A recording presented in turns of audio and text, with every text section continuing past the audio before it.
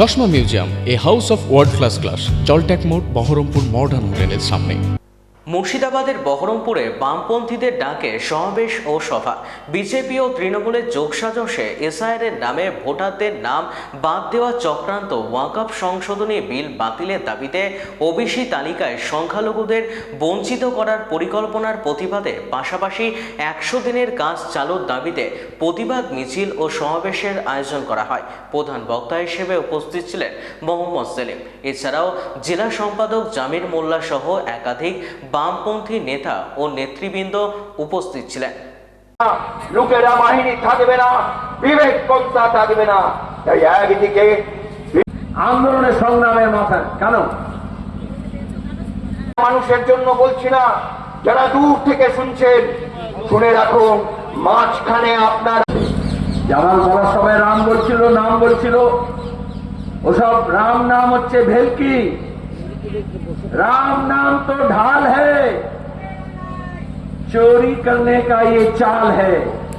আসলে এটাকে নামটাকে ঢাল হিসেবে ব্যবহার করা হয়, কিন্তু যে বরাদ্দ আছে 100 দিনের কাজের জন্য সেটাকে লোপাট করতে চাইছে। কেন করতে চায়?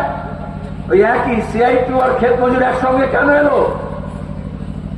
একদিকে মজুরি নেই, শ্রমিকদের উপর অত্যাচার হচ্ছে, আর অন্যদিকে গ্রামে যদি কাজ না থাকে, 100 দিনের কাজ না থাকে, তাহলে সস্তায় শ্রম পাওয়া যাবে, পরিযায়ী হবে, অন্য জায়গায় যাবে, কাজ করবে।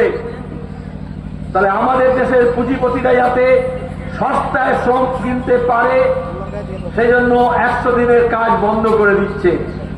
আর অন্যদিকে আরএসএস এর লোকেরা বাড়ি বাড়ি যাচ্ছে, গিয়ে প্রচার করছে, আর টিভিতেও বলছে, রেডিওতেও বলছে, আরে মোদি তো 100 দিনের কাজ 125 দিন করে দিয়েছে, মোদি হ্যাঁ তো মুমকিন হ্যাঁ। এটাই হচ্ছে ঠকবাজি। হাতি কে দো দাঁত, খানে কে এক আর দিখানে কে और एक।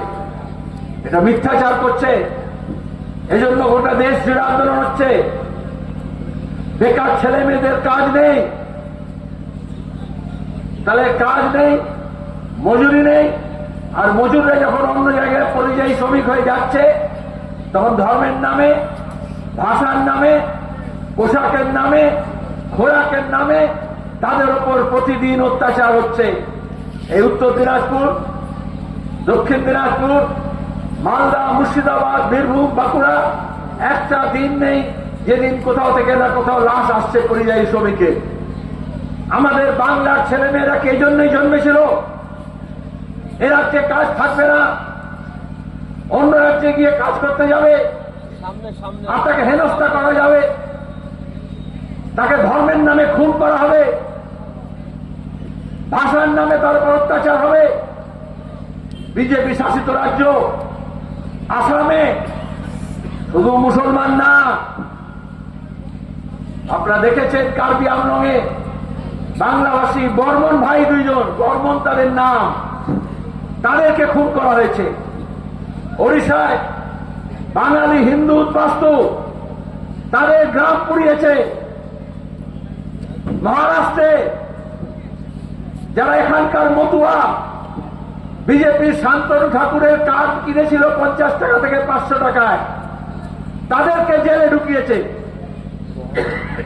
বাংলাদেশি বলে। তাহলে ধর্মের নামে, ভাষার নামে রাজনীতি করলে কি হয়? মানুষের নিরাপত্তাহীনতা আমরা বাংলাদেশে দেখছি। ধর্মের উস্কানি দিয়ে সেখানকার গণতান্ত্রিক প্রজাতান্ত্রিক সরকার, ধর্মেন্দ্র সরকারকে ভাঙা হলো।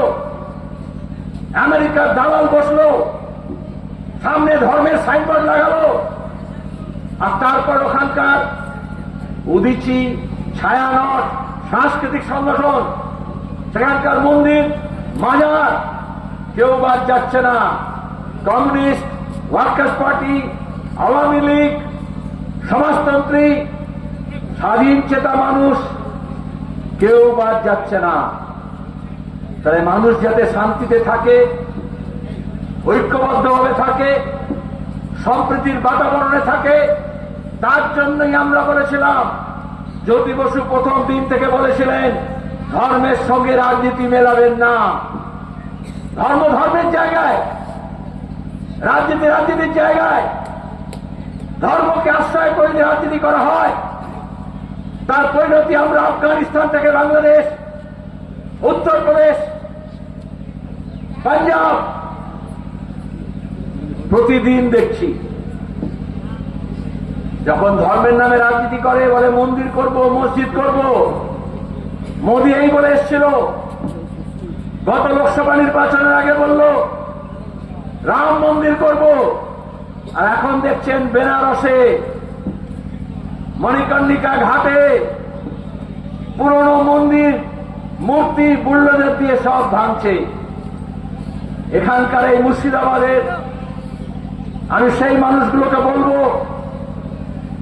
যারা ধর্মের বড়ি খেয়ে মনে করলো मोदी है तो मुमकिन है, हिंदू हृदय सम्राट जो हिंदू हित का बात करेगा वो हिंदुस्तान में राज करेगा।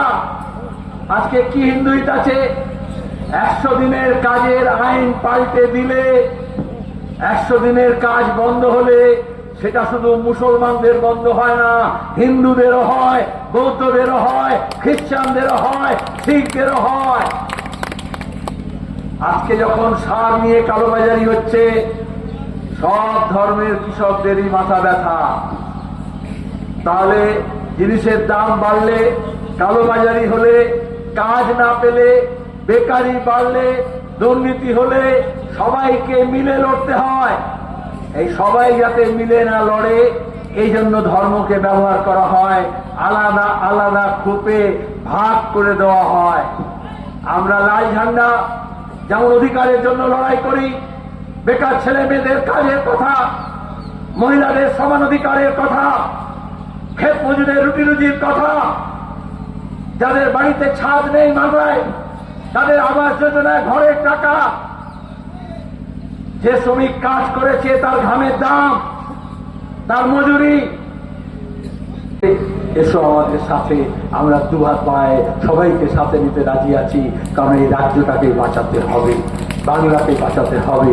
আসে বাংলা এমনি এমনি বাঁচবে না। মমতা বলে তোমরা কেউ মিছিলে নামবে না, আমি বাঁচাবো। মোহাম্মদ সেলিম বলে আমি কেউ না, সবাইকে এসে রাস্তায় নামতে হবে, মিছিলে যোগ দিতে হবে, লড়াইয়ের ময়দানে নামতে হবে। সবাই হাতে হাত মিলে, কাঁধে কাঁধ লাগিয়ে যদি আমরা একসঙ্গে হই, তাহলে কোনো 56, কোনো 356 দিয়ে হবে না। এই বাংলার মানুষ নিজের ভবিষ্যৎ ঠিক করবে, আর বাংলার ভবিষ্যৎ ঠিক করবে মুর্শিদাবাদ। ইতিহাস সাক্ষী আছে, ইতিহাস সাক্ষী আছে। এই পলাশীর প্রান্তরে বিশ্বাসঘাতকদের জন্য সিরাজউদ্দৌলার পরাজয়ে শুধু বাংলার ইতিহাস না, ভারতের ইতিহাস পাল্টে গিয়েছিল। আজকে যদি বিশ্বাসঘাতকদের চিনে নেন, মুর্শিদাবাদের মানুষ একসঙ্গে হয়, তাহলে আমরা আবার ইতিহাস লিখতে পারি। সেই নতুন ইতিহাস লেখার জন্য আমাদের সবাইকে কলম ধরতে হবে না, লাল ঝান্ডার ডান্ডাকে একটু মজবুত করতে হবে, মোটা করতে হবে।